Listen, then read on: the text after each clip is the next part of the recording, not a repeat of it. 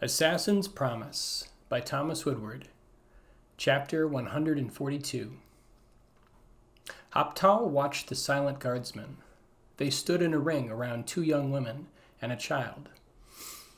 Waves of people lay prostrated before them. Hoptal shifted the corpse under his arm to keep it level above the ground. He would not tarnish this man's honor by letting the man drag face first in the sand. Hoptal would be summoned soon by the masters, but not yet.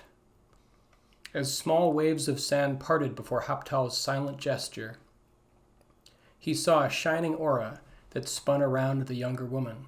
Her curls were the color of spun flame. She was not so different from the young man so many ages ago. None who lived now would remember, but the lives of the Ameni were unnaturally long, and he had seen the amalgamated horrors of an entire age, hundreds of years passing before his eyes. They had shared history, the one secret the Ameni had managed to keep from the masters. When he had been unborn, he had seen the birth of an infant star. He had seen a time when these very deserts were a true sea.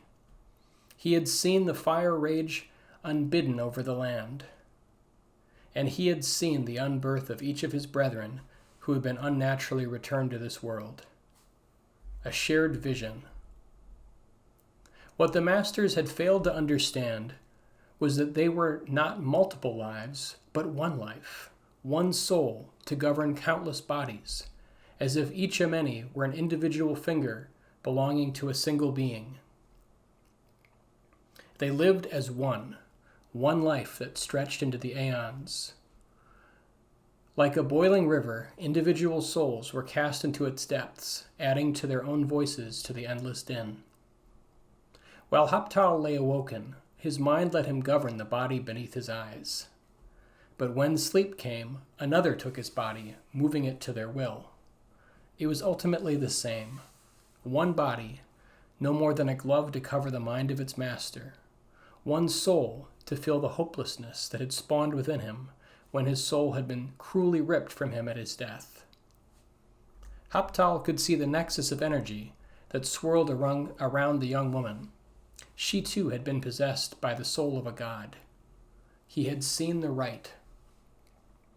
A gift given to a foreign child. What a fool's choice to make. To die by the god's touch, or unwittingly grant the god access to one's own body, twisting it irrevocably.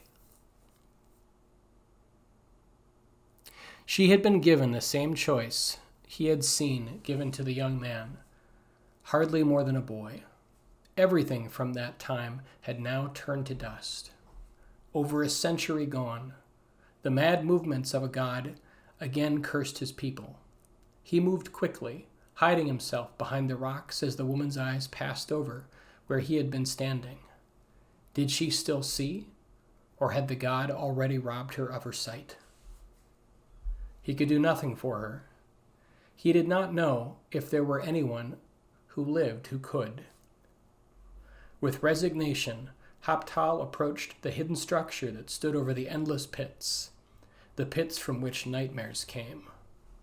A nightmare no more real than his own existence.